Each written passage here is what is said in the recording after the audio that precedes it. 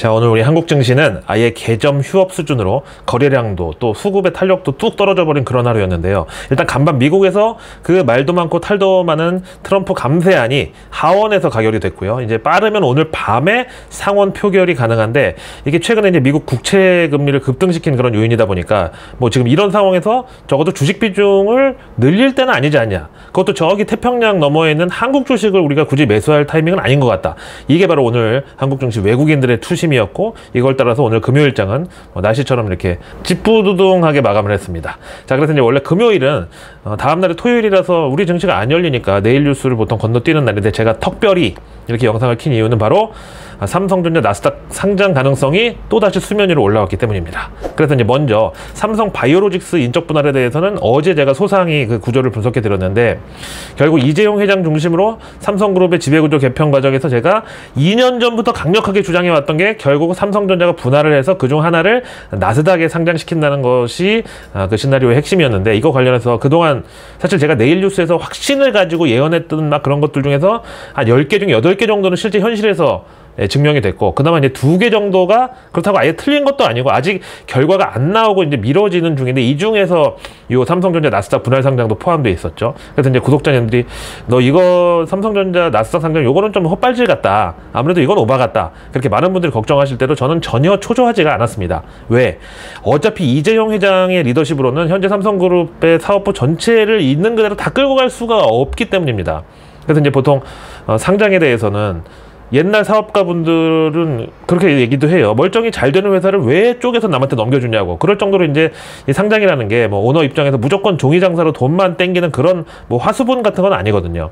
이번에 참 그 한진칼 경영권 분쟁을 보셨다시피 이 대한항공이야말로 아무리 뭐 국적기 항공사라고 하지만 사실 조씨 일가에서 대대손손 해먹을 줄 알았는데, 그 정말 한진 가문에서 보기에는 어디 뭐 듣보잡이라고 할 수도 있는 호반건설이 현찰박치기로 막 들이대니까 지금 조씨 일가가 이제 발칵 뒤집어질 정도로 난리가 났었죠. 자, 그렇다고 이제 뭐 재벌이 LG처럼 그런 식으로 물적 분할 수시로 때리다가는 요즘 세상에 ESG 여기 이제 정면으로 배척을 하는 거기 때문에, 그럼 기관 외국인들이 가만 안 둘 거고.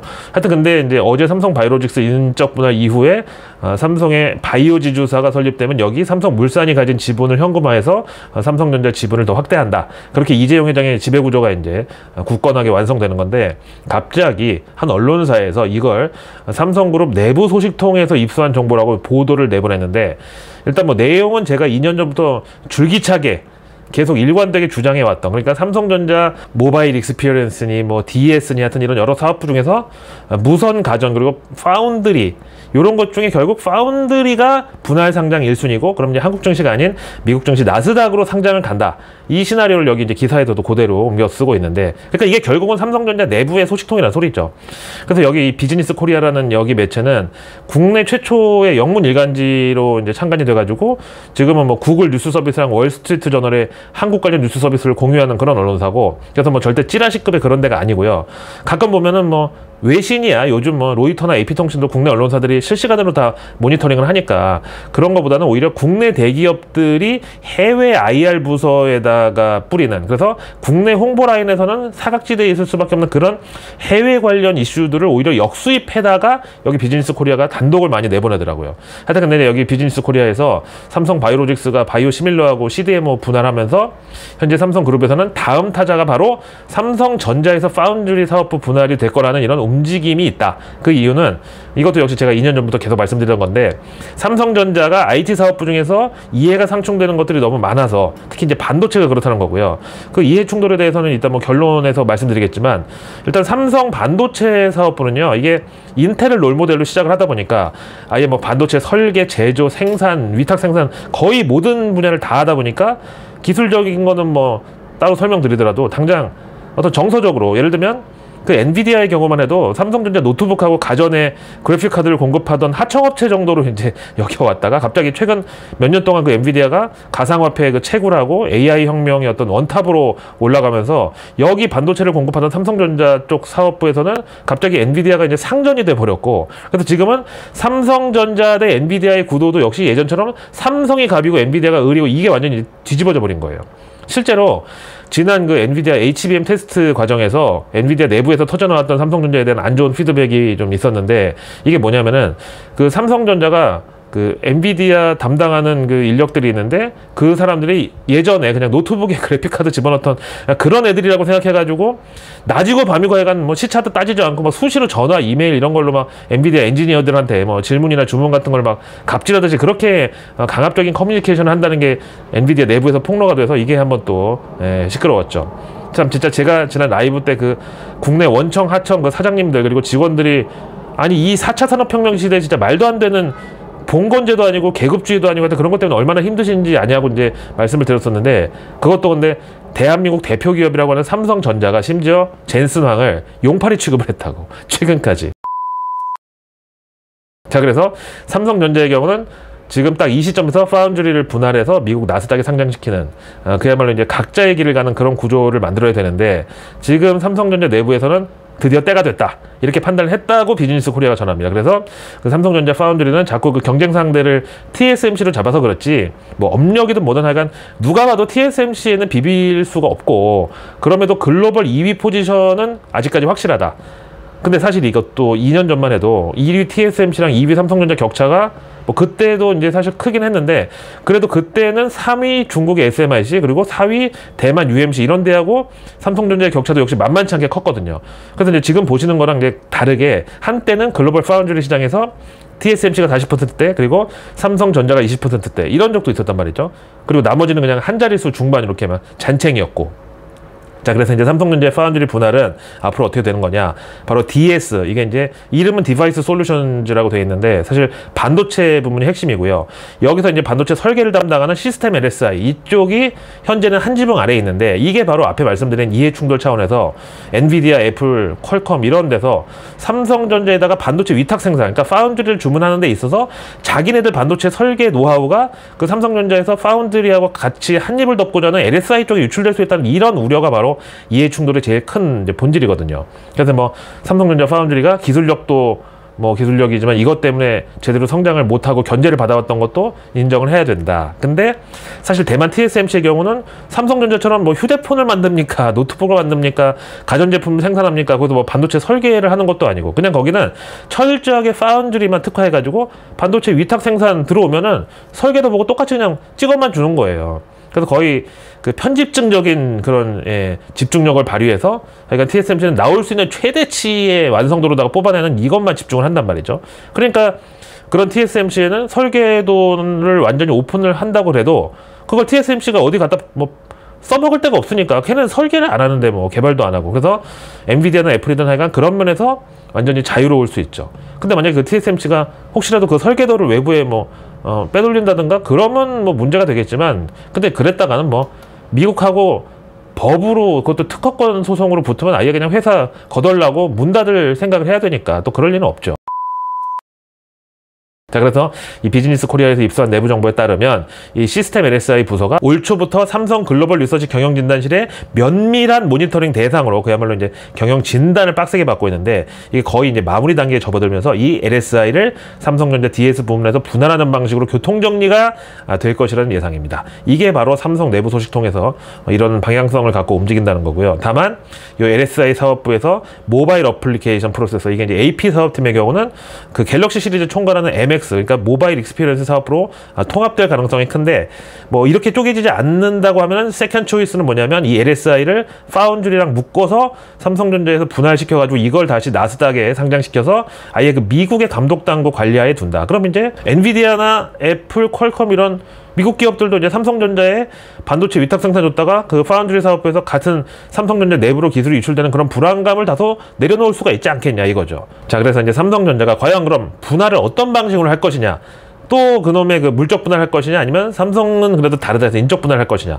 그래서 만약에 뭐 인적 분할을 한다면 그나마 양반인 거고, 대신에 이제 혹시라도 LG처럼 그 물적 분할을 때릴 그런 리스크에만 대비하면 되는데, 참 이 K 주식시장에서 물적 분할이야말로 진짜 악법도 법이라는 그 정도 표현이 딱 어울리는데, 이게 굳이 뭐 상법상으로 불법은 아닌데요. 근데 주가에 미치는 파괴력은 그야말로 오너가 불법 저질러서 막 잡혀가는 그런 급의 악재로 작용을 해버리죠. 그래서 이제 LG화학, 지금 LG에너지솔루션 물적 분할을 시킨 다음에 어제 내일 뉴스에서 전해드린 대로 급기야 한 해 2번을, 그것도 2달 상간으로 구조조정 준비 중이고, 또 그 LG에너지솔루션은 상장 3년 만에 지금 공모가 밑으로 처박아 버려서 공모 들어갔다가 지금껏 이 약물고 버텨왔던 분들, 여기는 뭐 기관이고 개인이고 간에 하여간 다 뭐 손실권에 접어들었습니다. 그래서 사실 이 물적 분할이라는 게 원래 IMF 때 그 회사 악성 부분을 떼내서 팔든가 아니면 정부에 넘겨서 워크아웃을 시키든가, 그나마 이제 멀쩡한 부분이라도 잘 남겨서 회사를 살려보겠다고 만든 그 회사 분할법에서 이제 시작한 게 물적 분할인데, 이제는 거꾸로 좋은 부분을 떼서 팔겠다고 그걸로 이제 구주 갖고 있던 거랑 신주 발행하면서 또 이제 종이 장사를 하겠다고 그런 수단으로 이제 변질이 됐어요. 아니 하여간 도대체 왜 모든 게 이 여의도에만 오면은 다 이상하게 변질이 되는지.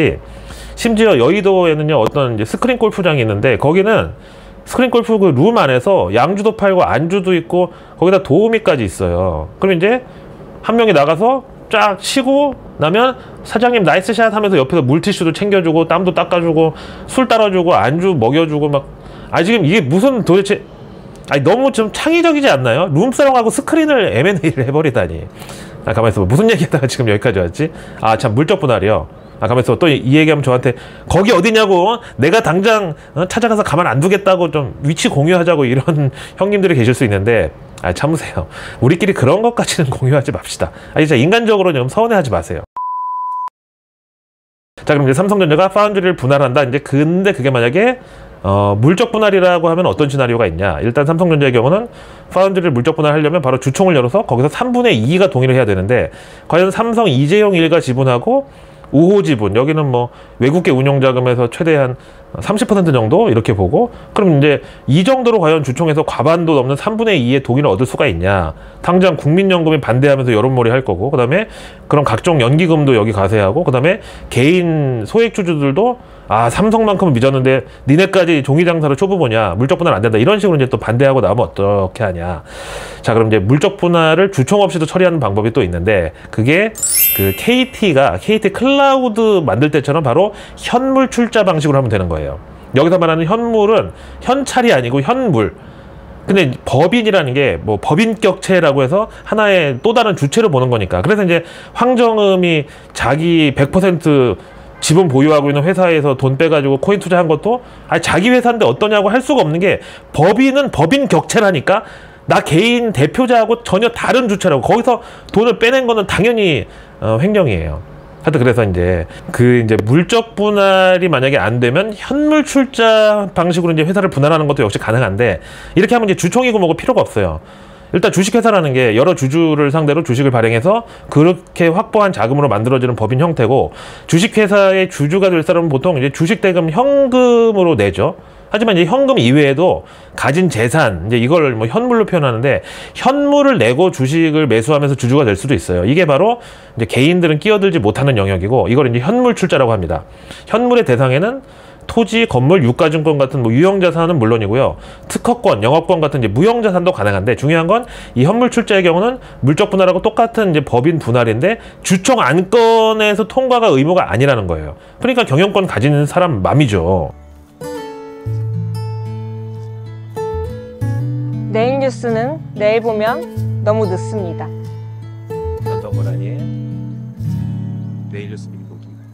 런던 고라니의 내일 뉴스 미리 보기.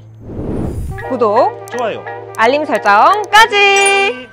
러나 반갑습니다. 자, 그래서 제가 앞에 결론을 안 지어드렸는데, 과연 그럼 삼성전자 지배구조 개편에서 삼성전자 파운드리가 분할하면서 뉴욕 증시에 상장되고 그렇게 이재용의 지배구조가 강화되면 과연 기존 삼성전자 주주들한테는 좋은 거냐 나쁜 거냐, 또 삼성전자 주가는 기존의 그 LG화학 그때처럼 이제 결국 빠지는 거냐, 아니면 반대로 올라가는 거냐. 여기에 대해서 이제 제일 좋은 힌트는 바로 이재용 회장 본인의 발언으로 이제 우리가 착안을 해야 되는데, 그게 바로 이제 공식 발표 자리에서 삼성의 경영권 세습은 내 때에서 마무리를 짓겠다. 그래서 이제 이재용 자녀들 포함한 후세대한테는 삼성의 경영권을 승계하지 않겠다, 이 얘기를 했죠. 자, 근데 이제 이거를 또 이재용이 삼성을 팔아서 자식들한테 돈으로 물려주겠다고 이렇게 해석하는 분들이 있는데 그 말이 전혀 아니고요. 지난 그 이건희에서 이재용으로 삼성 경영권이 세습되는 과정에서 이제 크게 3단계. 그래서 1단계가 자금 마련, 2단계가 주요 계열사 지분을 최대한 헐값에 땡기는 거. 그 다음에 3단계는 상장 합병 막 섞어가지고 정신없이 야바비 막 돌리면서 그 과정에서 오너 일가가 지분을 확대하는 이런 건데 이게 1단계, 2단계까지는 매우 순조롭게 잘 가다가 갑자기 그 이건희 회장님이 쓰러지면서 오늘날하는 상황까지 가다 보니까 여기서 이제 서두르다가 결국 탈이 나가지고 그 삼성물산 제일모직 합병 단계에서 삼성바이오로직스 분식회계고 뭐 이거 터져가지고 결국 이재용 회장이 이제 감옥까지 갔잖아요. 그러니까 이제 이런 난리 부르스를 내 자식들한테는 겪게 하지 않겠다 이 소리고요. 그러면 이제 뭐 그 삼성 자식들의 뭐 국적이야 뭐 삼성그룹하고 걔네들은 거리를 두려고 누가 봐도 지금 하고 있으니까 미국 사람이든 한국 사람이든 아니면 뭐 복수 국적자로 살든 그건 알아서 할 일이고요. 대신에 주주로서 배당받고 주총 열리면 대리인 시켜서 의결권 행사하고 이런 거는 보장을 해주겠다는 거죠. 그것까지 다 포기시킨다는 그런 뜻이 아닙니다. 그래서 이제 이재용 회장이 경영권을 마지막으로 이제 갖고 있을 때 최대한 준비를 잘해서 연착륙을 하려는 건데 그게 이제 미국 증시 나스닥에 삼성전자 파운드를 상장하는 그 단계에 접어들면 이제 비로소 그제서야 이재용이 자기 자식들한테 한 푼이라도 더 챙겨주고 싶은 그런 진정성이 드디어 주주들한테도 똑같이 발휘되는 그런 단계가 온다 이거죠. 그럼 뭐 당연히 그 이재용 일남 일녀한테 주식도 미국 주식 물려주면서 또 미국 시민권까지 갖고 있으면 제일 좋은 건데 그래서 당장 삼성전자에서 파운드리 분할도 LG화학처럼 그렇게 물적 분할이 아니라 인적 분할로 가고 대신에 기존 주주들한테는 그 파운드리 미국에서 IPO 할 때 우선적으로 청약을 받아주는 권리 그 다음에 이제 메모리나 HBM 같은 핵심 분야는 절대 앞으로 상장을 안 하겠다고 철저하게 약속을 하는 겁니다. 근데 참 이거 얘기하면서 정작 좀 불안한 거는 이제 삼성전자가 이렇게 파운드리 분사해서 나스닥 상장 간다고 이렇게 나오면 또 SK 하이닉스가 이제 HBM을 여기는 물적 분할로 바로 나스닥 상장 들어가겠다고 또 덩달아서 이제 치고 나올 것 같단 말이죠. 이것도 제가 한번 심각하게 다뤄드렸었는데 이미 작년 연말에 SK 하이닉스가 이 HBM 사업부는 분할 및 재편을 검토했었던 것까지는 이제 팩트로 밝혀졌고 다음에 이제 시간이 허락하는 대로 제가 정보를 더 보강해서 한번 정리를 해드리겠습니다. 자, 이 와중에 그럼 우리가 이제 주말을 발 뻗고 편히 쉬기에는 미국 증시 상황 그리고 워싱턴 상황이 어떠냐. 일단 이번 주 미국채 금리 급등으로 우리 한국 증시 외국인들까지 등 돌리게 만들었던 그 트럼프 감세안이 결국 이제 우여곡절 끝에 하원에서 통과가 됐고요. 그 다음에 지금 상원에 올라가는 단계에서 뭔가 이제 뭐 멘징을 좀 한다고 해서 막 수정을 하고 있다고 하는데 그래서 이제 원래 트럼프하고 백악관은 다음 주 월요일이 그 미국 메모리얼 데이 겸 공휴일인데 그 전에 상원까지 다 통과돼가지고 이제 대통령 책상에 올라오면 그날 이제 메모리얼 데이가 우리로 치면 이제 현충일이니까 지금까지 미국을 위해서 헌신한 모든 분들께 경의를 표합니다. 그래서 우리는 이말하네. 갑자기 일본어가 나우 우리는 메이크 아메리카 그레이트 어게인에 나섭시다 이렇게 이제 트럼프가 국뽕을 잔뜩 버무려서 본인이 대통령으로서 이제 그걸 제가하고 사인하는 그런 이제 드라마를 연출하고 있는데. 미국은 아직 이제 금요일이 안 됐으니까 어떻게 될지는 이제 지켜봐야 되겠고요. 뭐 상원에서 빠르면 하여튼 금요일 밤에라도 표결을 한다는 건데 근데 이제 오늘 새벽에 뜬금없이 월스트리트 저널에서 주한미군 병력을 빼서 괌으로 이동 배치할 수 있다는 이런 백악관 소식통을 인용한 보도가 터졌죠. 그래서 이제 국내 언론에서는 약간 이제 어그로성으로 주한미군 철수 드디어 말 나왔다 뭐 이러고 있는데 참 근데 이 참 주한미군의 포지션이야말로 이 한반도 역사 그 자체라서 실시간으로 하여튼 바뀔 수 있는 불확실성인 게 사실은 그 용산의 한미연합사랑 미8군 부대 그 사령부랑 미국 대사관이 함께 그 자리를 잡은 거는요. 사실 그때만 해도 이제 6.25 끝나고 이제 휴전 그 단계에서 수시로 그냥 북한이 뭐 테러에 무장 공비에 막 개막장 짓을 해버리는 상황이니까 최소한 수도 서울만큼은 북한이 건드릴 수 없도록 그래서 양키 성님들이 서울 한복판에다가 좀 든든하게 깃발 좀 꽂아주셔 뭐 이런 양국 간 합의 덕분에 이제 미국이 그렇게 용산을 차지했는데 그러다가 이제 최근에는 왜 그 대한민국 노른자 같은 땅을 미국 놈들이 알박기하고 있냐고 막 시민단체고 어디고 막 난리를 치니까 당시 이제 미국 정부에서는 아니 이 배은망덕도 이런 배은망덕이 없다고 그러면서도 일단 표정 관리를 하면서 그 미군 캠프 대위비들을 전부 이제 평택으로 이전 합의했고 결국 다 옮겨갔죠. 그래서 이제 그 용산 땅은 곧 반환이 되는데 그래서 이제 엊그제는 펜타곤에서 갑자기 한반도는 거대한 항공모함이라고 그래서 이제 우리는 그냥 미국의 동아시아 특히 이제 중국 견제하는 데 있어서 군사적인 활용수단 정도라는 이런 식으로 비하를 나왔더니만 이번에는 주한미군을 빼서 괌으로 내보낸다고 하니까 이것도 참 근데 결국은 다 방위비 올려받아서 돈 더 내놓으려고 이제 그런 협박 아니겠어요? 아니 트럼프가 지금 미국 재정 적자 때문에 하여튼 눈에 보이는 대로 어디서든 돈 뜯어내려고 막 관세부터 환율까지 막 눈에 불을 켜고 돌아다니는데 그중에서 당장 현찰로 땡길 수 있는 돈 중에서는 현재 휴전 국가인 대한민국에서 보호비 더 내놓으라고 협박하는 이게 제일 효과적이지 않겠어요? 대신에 중요한 거는 이번에 이 트럼프 정부의 미군 철수 간보기가 대한민국 대선에 미치는 영향인데요. 참 어제 북한이 동해상에 미사일 쏘자마자 바로 오늘은 주한미군 철수 얘기가 나왔고, 그 다음에 주한미군 사령관은 또 지금 대한민국이 동맹의 교차점에 있는 현실을 직시해야 된다. 이게 저는 사실 우리 대선 앞두고 국민들 상대로 약간 경고로 들리는데 이게 저만 그런 건가요? 근데 하여튼 제가 런던 정경대 국제관계학 전공자 입장에서 이제 팩트를 입각해가지고 분석을 해드리자면 현재 주한미군 28,000명 중에서 4,500명을 빼간다는 거는 당연히 전력이 약화되는 건 맞죠. 강화되는 건 아니잖아, 적어도. 근데 중요한 건 이런 식으로 주한미군을 계속 줄이다가 결국 주한미군 철수로 간다. 그러면 이제 결국 아프가니스탄처럼 그런 엔딩으로 가는 거 아니냐. 만약에 그렇다면 당장 이번 주한미군 4,500명 차출은 무디스든 하여간 대한민국 국가신용도가 한 방에 한 2단계 후려칠 정도의 그런 이슈로 받아들여야 될 정도로 심각한 건데, 근데 이 4,500명을 괌으로 이동 배치시킨다는 거는 사실상 요거는 양안전쟁, 그러니까 그 장기판에서 중국의 대만 침공 가능성에 대한 그 미국이 쪼를 몇 개 움직이는 요런 거라고 저는 봅니다. 그래서 이제 중국을 포위하는 전술을 이제 미국이 채택을 하려면 일단 괌의 군사력을 늘리고 그 다음에 중동 쪽에서 찍어 누르는 그런 이제 포위 전술이 제일 효과적인 건데, 지난 트럼프의 중동 순방에서 이제 그 동네에서 사실상 제일 먹고 살만한 사우디, 카타르, 아랍에미리트 이렇게 3국하고 경제협정 맺은 것도 분명 거기다 이제 뭐 미국산 무기도 파는 거지만 나아가서는 그런 무기들을 중국을 압박하는데 중동 내 친미 국가들을 연대 전선으로 끌어들이는 그런 목적이 담겨 있다고 봐야죠. 자, 그럼 이제 저는 다시 애널리스트의 포지션으로 돌아가서 미국 다음 주 월요일에 메모리얼 데이로 연휴 겸 휴장인데, 보통 미국에서는 이 메모리얼 데이를 기점으로 해서 여름 휴가철이 이제 본격적으로 개막한다, 이렇게 이제 간주를 합니다. 그럼 이 메모리얼 데이 전후로 증시 방향성은 어떻게 되는지 요거는 통계로 한번 점검을 해보겠습니다.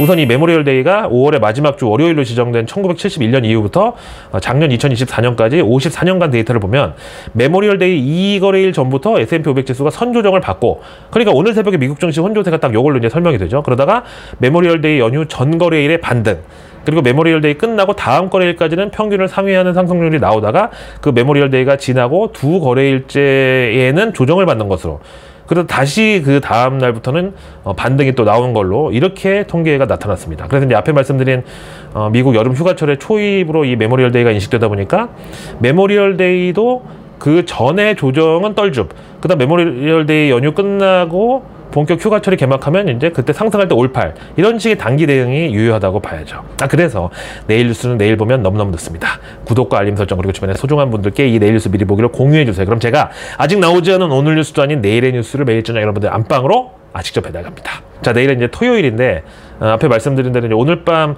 대선 후보 2차 토론회가 있고, 그럼 이제 그 6.3 대선에 대한 열기가 주말에 이제 절정에 또 도달하는 그런 기간이 되겠고, 그런 와중에 일요일 날은 우크라이나에서 우리나라보다 열흘 먼저 또 대선이 예정돼 있는데, 이거는 우크라이나 재건 관련주들이 주인공이 되겠고, 또 다음 주 월요일 미국이 이제 메모리얼 데이로 휴장 겸 공휴일인데, 우리는 다음 주 화요일에 제1회 우주항공의 날 기념식이 성대하게 열릴 예정입니다. 이거야말로 정말 초당적인 어떤 그런 지원과, 여기 또 대선 후보들도 총출동해가지고 관련 공약에 대해서 각자 이제 강조를 하겠죠. 그리고 나면 이제 다음 주 목요일에 엔비디아 1분기 실적이 드디어 공개됩니다. 이렇게 해서 이제 다음 주 바쁘게 지나고 나면 바로 그 다음 주 화요일에 우리 대통령 선거 6.3 대선 겸 임시 공휴일이고, 그럼 이제 또 그날 많은 분들이 밤에 개표 상황 보시면서 밤새고, 그 다음날 이제 또 당락에 따라서 여야 분위기가 완전히 달라지는 거, 그런 것 좀 이제 구경하고, 그렇게 이제 또 하루가 지나면 바로 또 금요일은 현충일로 휴장이어서 우리도 이제 금토일 연휴에 돌입을 합니다. 그래서 저는 다음 주에 이제 또 어디로 떠날 예정인데요. 그럼에도 불구하고 해외는 아니니까 일단 안심하셔도 됩니다. 해외는 제가 분명히 말씀드렸지만 비행기 티켓팅 하자마자 무조건 미리 알려드릴게요. 그래서 이제 하도 제가 해외만 나가면 한국 증시가 폭락한다고, 이게 사실 제가 한국 증시가 안 좋을 때 눈치 없이 해외를 나가는 그런 경우는 없고, 그래서 우리 증시 상황이 누가 봐도 괜찮을 때, 별일 없을 때, 안심될 때, 주가도 많이 오를 때, 그럴 때 제가 보통 해외를 나가는데, 그럼 이제 바로 그때 돌발 이슈가 터지면서 급격한 하락이 나오는 거고, 그러다 제가 이거 이러다 큰일 나겠다 해서 급하게 귀국을 하면 그때부터 다시 한국 증시가 반등이 나오는 겁니다. 진짜 최근 3년 동안 너무 똑같은 패턴의 반복이었고, 그래서 제일 최근 사례로는 작년 여름에 제가 미국에 가자마자 바이든이 갑자기 TV 토론 한번 말아먹더니 후보 전격 사퇴하면서 바로 그 트럼프 트레이드가 막 불길처럼 일어나면서 친환경부터 전기차까지 전부 폭락 나왔었고, 그 다음에는 제가 또 늦여름에 어디 또 나가니까 바로 또 엔키리 청산 공포 때문에 증시가 폭락 나왔고, 그리고 심지어 지난 12월에는 제가 이제 오키나와로 출국하자마자 바로 이번에는 오밤중에 계엄까지 터지면서 그때 뭐 난리 났었죠. 저 고라니 새끼 여권 뺏어라, 출국 금지 걸어라, 난리였었는데 벌써 그게 다 지나고 이제 새로운 대통령을 뽑는 그 선거가 또 열흘 앞으로 다가왔네요. 자, 그럼에도 이 고란이라는 거는요, 한국에만 있는 토종 한국산 동물이고요. 그래서 저는 어떤 반인 반수로다가 무조건 우리 구독자님들 지켜드리는 수호동물로 언제 어디든 간에 활약을 할 테니까 아무 걱정하지 마세요. 자, 이번 한 주도 고생 많으셨고요. I'm your analyst. 런던 고라니 김희욱이었습니다.